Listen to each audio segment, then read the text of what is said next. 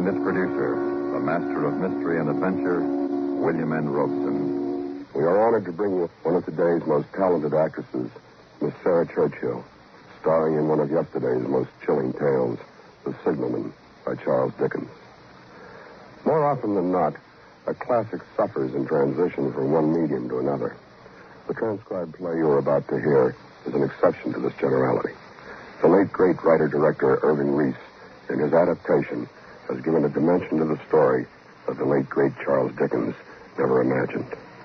We suggest that you might find it interesting to read the Dickens story after listening to this, the Reese dramatization of The Signalman, starring Miss Sarah Churchill, a tale well calculated to keep you in suspense.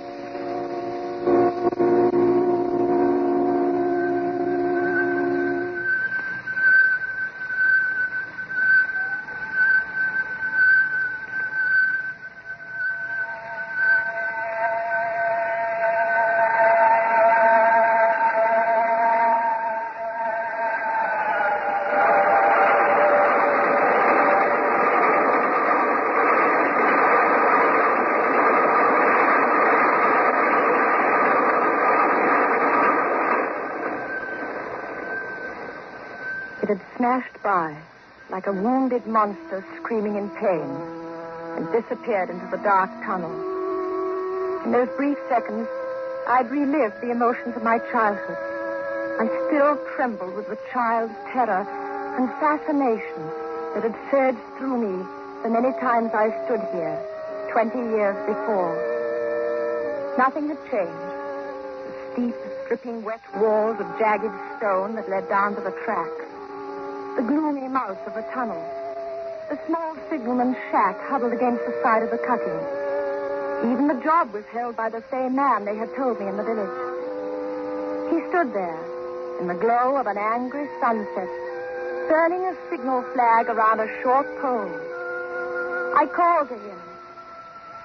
Hello! Below! Instead of looking up at me, he turned tensely to stare toward a red signal light that glowed at the mouth of the tunnel. Hello, below there! He finally turned, slowly it seemed to me, even fearfully, and looked up. He stared at me unanswering. I was afraid the suddenness of my call had unnerved him. I tried to compensate by being overly casual. Hello! I would like to speak to you. Is there a path I can use to come down? He stared silently a while longer, then finally pointed his flag to a spot in the cutting embankment. It was a zigzag path with small footholds cut through the clammy stone. A track seemed a mile below, but I was determined to get down. Midway, I sensed a vague vibration of earth and air, like a sound that could be felt but not heard. Tried to fight down a fear that suddenly gripped me. The air was filled with a violent pulsation. I seemed to have a force that could draw me down. I suddenly threw my hands up to my eyes as though to shut out some terrible sight. And then I flattened myself against a jagged rock and clutched hard.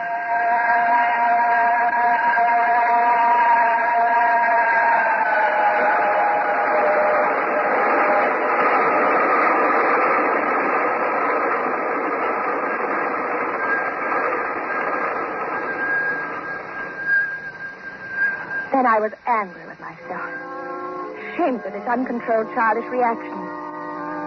I could see the signalman still staring at me. I climbed down the rest of the way quickly and carelessly, and I walked towards him with a casual smile. He watched me expectantly. Hello. I'm Amy Fair. I used to live in the village. I was anxious to speak to you. I'm sorry if I startled you when I called down. Why did you use those words? Those words? I hardly remember. I think I shouted, hello, below there, or something to that effect. Not to that effect, miss. Those were the very words. I know them well. Admit those were the words. All right. I admit. Why did you use them? Well, you were below. I wanted to attract your attention, so I called, hello, below there. Seems logical, doesn't it? Aye, miss. If you had no other reason. Well, what other reason could I possibly have? I thought you would tell me. Oh, I'm sorry. Maybe I shouldn't have come down. I think I've frightened you. Now, why would you think that, miss? Well, you stared at me as though you had a dread of me. Aye, miss. I was doubtful whether I'd seen you before. Well, if you have, it was when I was 8 years old, standing on that bridge over the tunnel up there. I used to love watching the train. This is my first visit back in 20 years. You don't believe me. I'm not certain. Where could you have seen me? Don't you know? Since I've been away for 20 years, Up there, by the red signal light at the mouth of the tunnel. That's why you turned and stared there when I first called. Aye. Well, what would I be doing up at the signal light? Don't know. I wish I... No, it's a mistake, miss. I haven't been well. What is it you wish to speak to me about? Well, I'm a writer. I wanted to interview you. Me? Why, miss? Well, my magazine does a weekly biographical piece on interesting people and unusual occupations. It's called Close-Up. Aye, miss. I've read them. You have? You seem surprised. Well, I'm pleased, perhaps. Well, that one's so unsophisticated as I really didn't mean that. Well, there's a bit of a fire in my shack. It'd be more comfortable for you there. Won't you come in? Yes, thank you. My, this is a lonely post. Visitors must be rare. Aye, miss. The branch superintendent makes an annual inspection. Yeah, and that's all. Except for... Yes? Come in, please. Oh, how snug and comfortable. Aye. Most of my waking life is spent here. I've tried to make it pleasant. And you've succeeded. You were speaking of visitors, just as we came in. I'll put this chair nearer the fireplace. One chilled out there.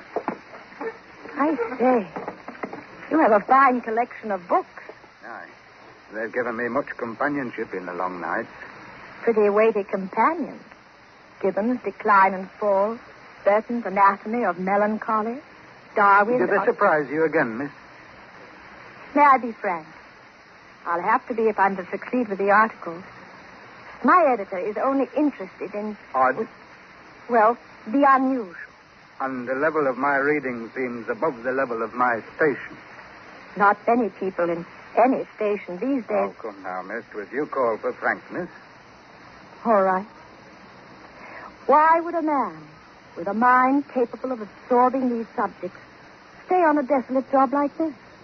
Well, you see, when I was a young man, I became very interested in the natural philosophies. I set my course, I studied hard, planned the future. And then I ran wild, miss. I misused my opportunities. They went down, and I've never risen again.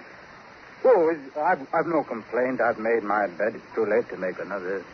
Maybe you gave up too soon. No, miss, no. There are forces beyond us that shape us. One must know when not to resist, miss. Oh, I might have blooded myself a while longer, but I knew. I took this position 34 years ago. And you've never regretted? Oh, no.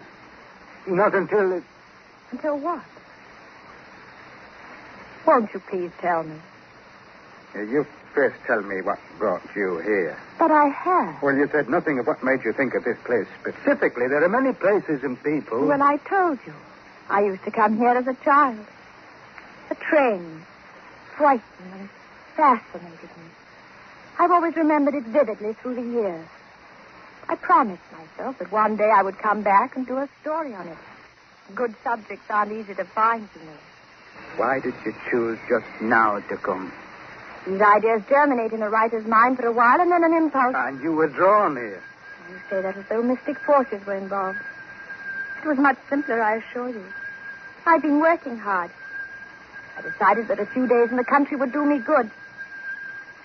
I planned to use them profitably by doing a story on you. But you might have come to that decision last month or last year. Well, that's true, but I can't see why you attach such special significance to the fact that I...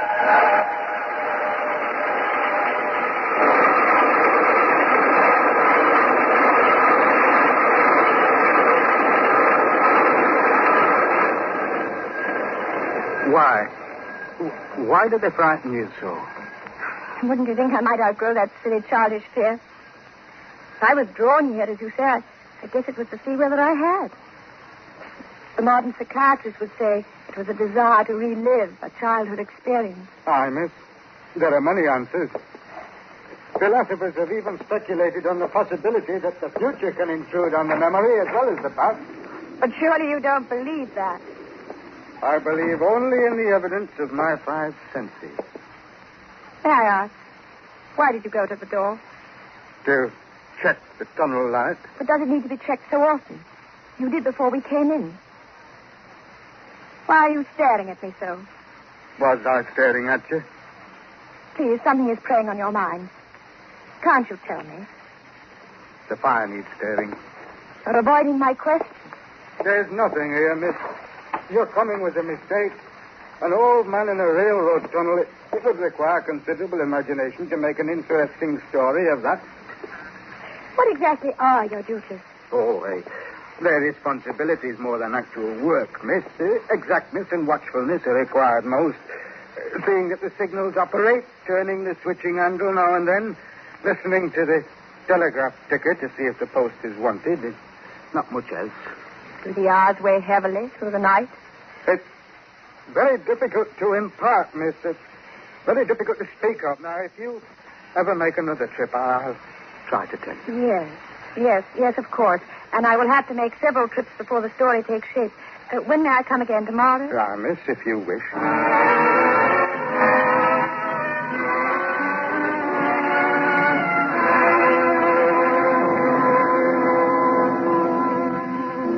I returned the next night as the distant clocks were striking 9. The signalman waited for me at the bottom of the cutting with his white light shining. We walked silently to his shack, entered it and sat down by the fire. I didn't wish to press him, so I said nothing. He stared at the burning embers for a moment and then turned to me. I'm going to tell you, miss, as best I can, what troubles me. I'm glad. I mistook you for someone else last night. That troubles me. The mistake.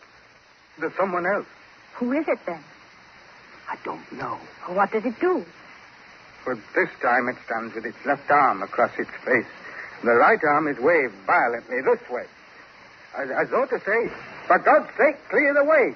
Clear the way. You've heard those words? Oh, no, I'm not certain, not about those specific words, but I have heard it called before. When? Well, one moonlight night about a year ago, I was sitting here when I heard a voice cry, "Hello! Below there!" That's why you were startled when I used the word. Well, I ran to the door and I looked out and I saw just someone else standing up there by the red light near the tunnel, waving its arm as I just showed you. The voice was hoarse with shouting and it cried, "Hello! Below there! Look out! Look out!" And I caught up my lamp and I ran towards the figure calling, "What's wrong? What has happened? Where?" And when I got to the light, it was gone. Did you see where? Well, the tunnel was the only place it could go without passing me. Oh, I ran into the tunnel, 100 yards or so, and I searched around with my light. Then I ran back here and I telegraphed both ways. An alarm has been given. Is anything wrong? And the answer came back both ways. All's well. Of course. Now I'm going to take advantage of last night's permission to be frank. You've been here more than 30 years, haven't you? Huh? It isn't the most cheerful place in the world, with that moaning wind through the tunnel and the wild harp it makes of the telegraph wires. It's understandable that you could have the illusion you've heard a call. And anyone staring at the dark long enough as you did from the door could imagine seeing something. You've let it prey on your mind so long, it seems real. I was not...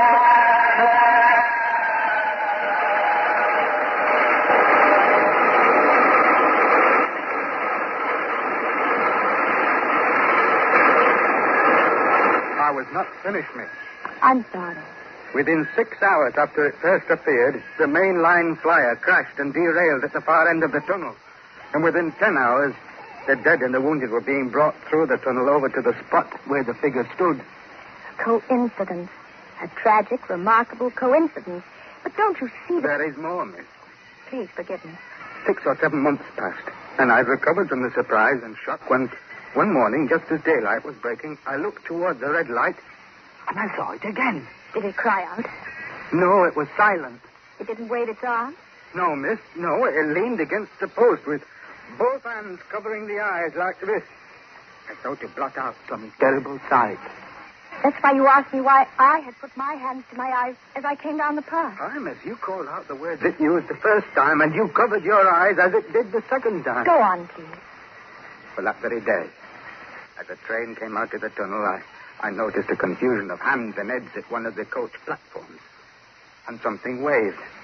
I saw it in time to flag down the engineer. He applied his brakes, but the train drifted past here, about 100 yards. As I ran up to it, I heard terrible screams and cries. A beautiful young woman had fallen between the cars, and she was brought in here. She died on this very spot between them. How horrible. But I still don't see... One final word, miss, and you'll judge how my mind is troubled. It came back a week ago. And ever since, it's been there. At the light? Aye. It covers its eyes. It waves its arm. It shouts, "For God's sake, clear the way! Clear the way!" I've no rest or peace for it. It calls me many minutes together in an agonized manner. "Below there! Look out! Look out!" It stands waving at me. It sounds the telegraph ticker. Did it sound the ticker last night while I was here? Twice. I assure you it was your imagination. The ticker did not sound last night. No, I've never made a mistake after that, miss. I don't wonder that you failed to hear it, but I heard it. You hear it now? Aye. What does it say? It isn't clear. I can help you, but you must face realistically what I have to say. Will you try? Aye. I'll try, miss. These accidents have shaken you deeply. You feel guilt about them, even though there was nothing you could do. You've let it prey on your mind until you imagined someone tried to warn you. I saw and heard that someone... Even the senses can deceive when the mind is under stress. Men dying of thirst on the desert imagine lakes and hear running streams. Oh, miss, the bodies of the dead were real enough. I'm speaking of what you imagined after the accident. If you let me, I'll prove to you, step by step, that the specter existed only in your fantasy. How can you prove that in the face of what I've just told you? By appealing to the intelligent, reasoning portion of your mind.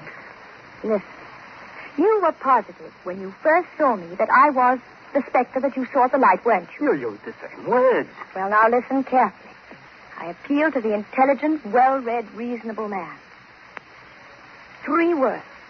Hello below there. I was more than 100 feet away at the top of the embankment, and you were here below with darkness falling. And 3 words made you positive you had seen me before. Can't you see you were trying to fit something to what you already believed? But then you put your hands to your eyes. Further proof. You have allowed yourself to believe some disaster is about to befall. When I covered my eyes because of a childish fear, you fitted that to what you already believed. Oh, no, the telegraph ticker You must hear me out. Would you at any other time, or would anyone at any time, believe that a telegraph ticker could sound in a room this small and be heard by one person and not the other? But I told you. Now, the most important proof. You said that when you went to the door last night, it was there by the red danger light. Aye, it was. Will you come to the door with me now and tell me if it is still there? Well, do you see it? No. No, miss. It's not there. And I'm going to prove to you that it never was there. I studied the light from the top of the hill before I came down tonight. The post is at least 7 feet high. The light is shielded with a hood. Even if a person stood directly under it or in front of it, they would be in complete shadow, in darkness. You couldn't see that person from this door, and you couldn't see that person if you walked within a few yards of her or him or it. I'm going to walk up the incline now to the light and prove it to you. I walked up the inclining tracks towards the red light at the mouth of the tunnel. Chill, dank wind had an edge like a cold knife. When I got to the light post, I stood directly under it. No portion of the red glow reached me. I was lost, completely in the dark. I saw the signalman silhouetted in the yellow light of the doorway. Hello? Can you see me? Hello below there. Can you see me? No. Good. Now start walking toward me and tell me when you can see me. He stepped between the rails of the northbound tracks on a line with the red signal light and walked toward me. Suddenly, the icy hand of my childhood dread gripped me. There was a vague vibration of the earth and air. Far behind him, coming up the great path, I could begin to see the glow of the locomotive's light. Look out! Look out! For God's sake, clear the way! Clear the way! He walked as though in a spell. He didn't hear me. Oh, he wouldn't hear me. I was rooted to the gravel. I threw my left arm up to my eyes and waved my right arm frantically. Below there! Look out! Look out! Clear the way! For God's sake! Clear the way!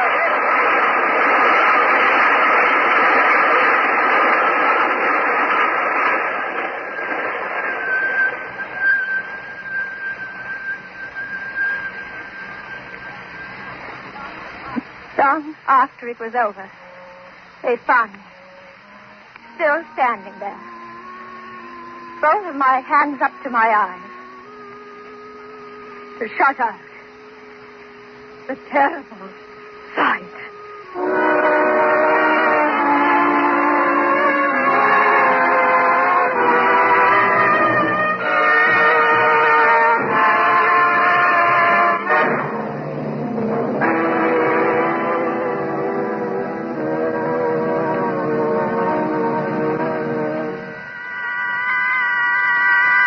Suspense, in which Miss Sarah Churchill starred in Irving Reese adaptation of Charles Dickens' story, The Signalman.